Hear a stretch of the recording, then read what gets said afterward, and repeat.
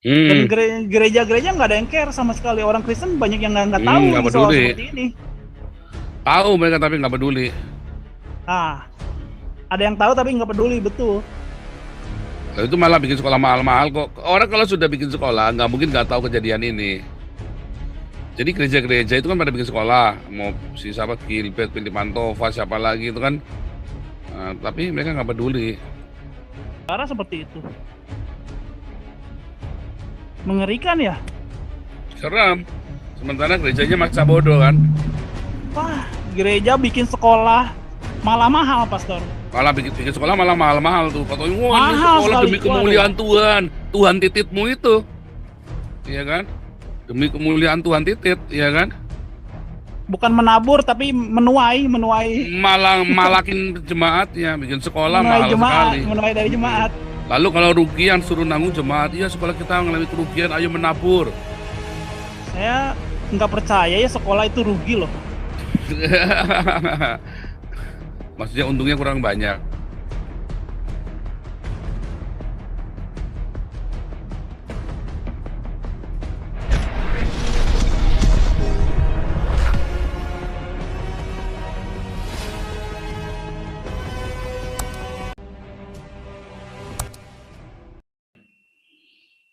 Oke, ini dulu nih Owen Fang, silakan. Shalom semua. Shalom. Suara saya jelas ya? Merdu. Oke. Saya mau share ini aja informasi aja. Ini yang banyak tidak terlihat di permukaan ya. Kebetulan kan saya kan sedang bergerak di bidang pendidikan nih sekarang. Ternyata saya dapat info begini, Pastor. Jadi kan saya pernah jadi operator dapodik itu ya, yang pokoknya yang bikin pendataan siswa lah. Nah, kita tahu bahwa sekolah ada dua terbagi dua itu untuk pendataan siswa itu. Yang pertama itu sekolah formal dan sekolah non formal. Nah, contoh sekolah formal kan udah tahu lah, pasti berbayar dan segala macam. Mereka itu memang secara ininya tidak diberikan dana BOS ya. Nah, ada yang diberikan dana BOS per siswa dan ada juga yang non formal. Nah, salah satu non formal itu adalah apa namanya itu ya, madrasah. Mereka bikin madrasah seperti itu adalah non formal. Jadi pendidikannya itu kita di dalam madrasah itu tidak semua pendidikan itu 9 tahun wajib belajar, 9 tahun atau 12 tahun itu yang wajib belajar, itu nggak ada. Mereka punya bebas menentukan sendiri sekolahnya berapa lama, jangka waktunya berapa lama, mereka bebas menentukan sendiri. Makanya nggak heran kalau di madrasah suka ada yang umurnya udah tua-tua banget gitu ya, masih di madrasah, entah mereka mau ngapain juga ya. Banyak anak-anak juga kecil di situ madrasah, dan mereka gratis, Pastor. Teman-teman perlu tahu nih ya, di madrasah itu banyak yang gratis. Jadi banyak orang nggak mampu, mereka ya udahlah masuk madrasah aja lah, gratis. Dan negara memberikan bantuan operasional per siswa per tahun adalah 1,2 juta. Perhatikan semua ya, 1,2 juta per siswa per tahun. Bayangkan setiap madrasah diberikan itu per siswanya. Jadi terus pengawasan hampir tidak ada. Mereka cuma ya udahlah, mereka sibuk hanya bikin laporan saja, laporan ke negara, ada siswa sekian, nanti bikin laporan, nanti perlu dana sekian, nanti dari negara dikirim tuh uangnya.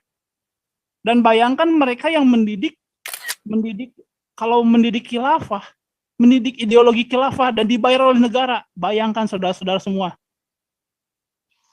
Saya sebenarnya udah greget gitu ya, lihat sekolah-sekolah Kristen yang mereka bayarannya begitu mahal sekali, sehingga dan memang saya tahu ya mereka berkualitas gitu ya, punya pendidikan yang bagus sekali, tapi tidak terjangkau, banyak yang tidak terjangkau. Akhirnya ya mereka cari yang murah lah. Akhirnya yang murah ya hanya madrasah seperti itu, PKBM yang memang murah sekali, bahkan disupport oleh negara, diberi biaya 1,2 juta satu anak setahun, bayangkan.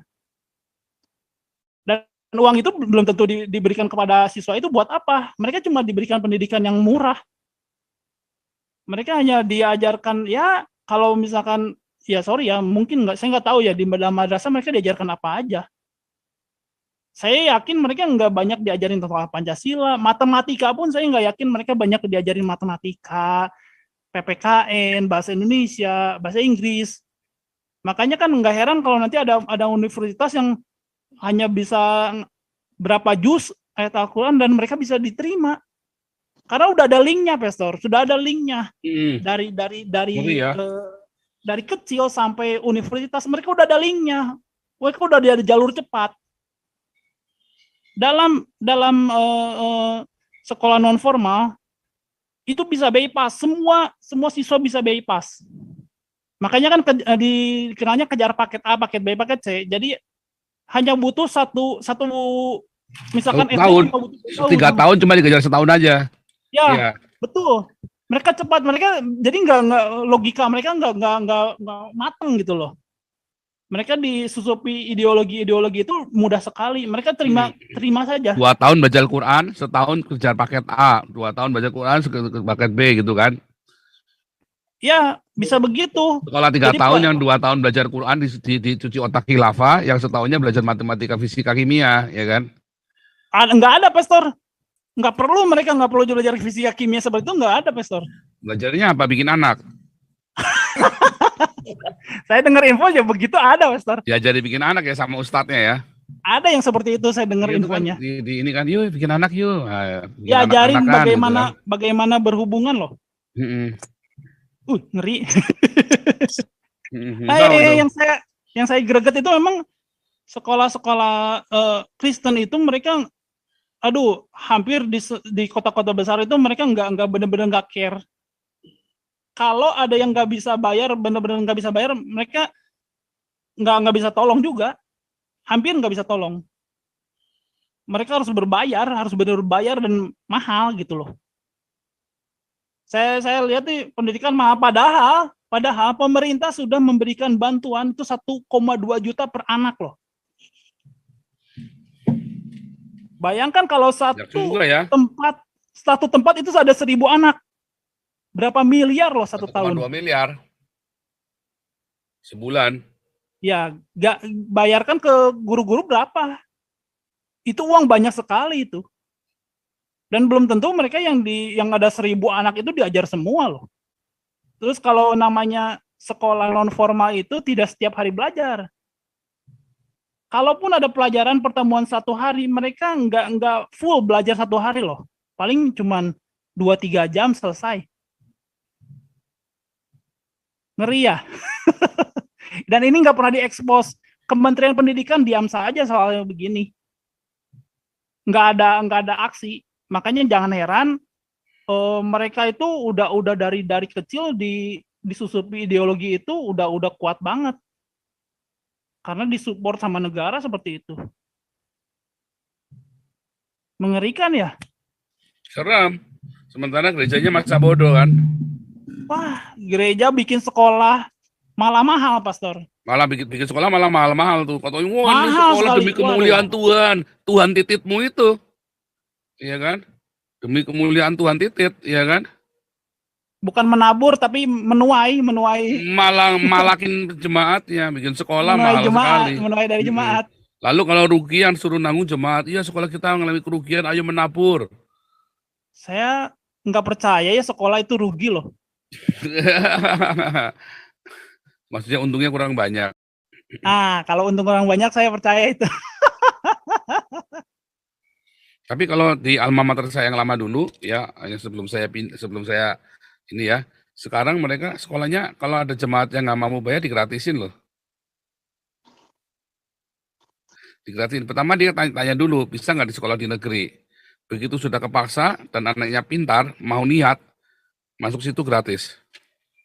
Nah, kasusnya kan pintar, Pastor. Ya karena memang itu kan gerejanya kan jemaatnya cuma 2.000 ya.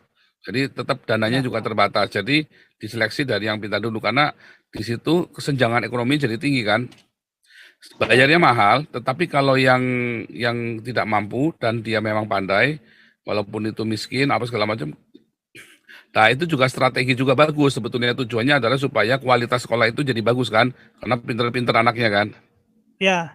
Nah, itu juga strategi juga. Cuma yang Tetapi, sedihnya itu, Pastor. Makanya ya itu kan strategi sekolah-sekolah seperti itu ya. Yang memang kurang pinter secara akademis, mereka akhirnya tersisihkan kan, nggak bisa masuk di sekolah yang benar-benar iya bagus sih. gitu loh. Nah itu Nah mesti kita ini yang pikirkan. diterkam, Dulu di Semarang itu pernah ada yang namanya Terang Bangsa ya. Tapi sekarang udah nggak lagi. Dulu itu digratisin ya, anak-anak nelayan itu semua digratisin. Terus dikasih uang saku, dikasih makan siang, diantar jemput pakai bis. Wah, Terus keren itu. orang-orang Islamnya demo mau bawa apa mau dibakar sekolahnya. Lalu orang-orang nelayan ini pasang badan. Kamu kalau kamu bisa bikin sekolah kayak gini, anak kami tak pindah semua ke sekolahmu. Nah, terus ketika situ bikin sekolah bangkrut. Bikin sekolah kayak gitu bangkrut, nggak sanggup. Ya kayak sama kemarin ya orang kita di sana suruh kesaksian di sana, dikira mau dikasih duit, katanya cuma dikasih nopek goceng doang. Nah, itu goblok gitu. Cuma dikasih 250.000 doang, ditipu-tipu ya kan, udah akhirnya dibully begitu rupa, cuma dikasih 250.000. Padahal kalau di kita sampai juta-juta ya, kalau orang kita kalau nabur itu ya. Iya. Jadi itu yang ngeri, Pastor. Jadi anak-anak yang memang yang kurang pandai mereka tersisihkan. Ya oke lah, tidak pandai secara akademis, mungkin memang kemampuan dia nggak ada di situ, mungkin dia punya skill di bagian yang lain kan. Nah itu yang ngerinya, akhirnya karena mereka tidak diterima di sekolah-sekolah Kristen, akhirnya mereka ke pinggir dan Iya, mereka kita tahu terbiasa itu. dengan pendidikan yang bukan pendidikan Kristen gitu loh. Makanya ini kita mau dukung kamu nih. Gimana caranya supaya kamu bisa bikin di Jakarta, di Surabaya, di kota-kota ini nih. Gimana caranya tuh? Nanti makanya merapat Eh, ya supaya kita ini nanti satu-satu setelah bakso selesai ini selesai, kita bikin sekolah ini supaya semua bisa ini ya, bisa sekolah ya. Iya, Pastor, saya berbeban hati banget ini. Soalnya ini memang startnya dari situ, makanya madrasah-madrasah yang didukung oleh partai-partai besar itu kan mereka dipelihara gitu dari kecil Hmm. sampai sekarang kita repot sekarang. Mau merubah ideologi mereka, kita udah gobrak-gobrak, mereka udah apa istilahnya di brainwash ya. Dari kecil sudah di brainwash.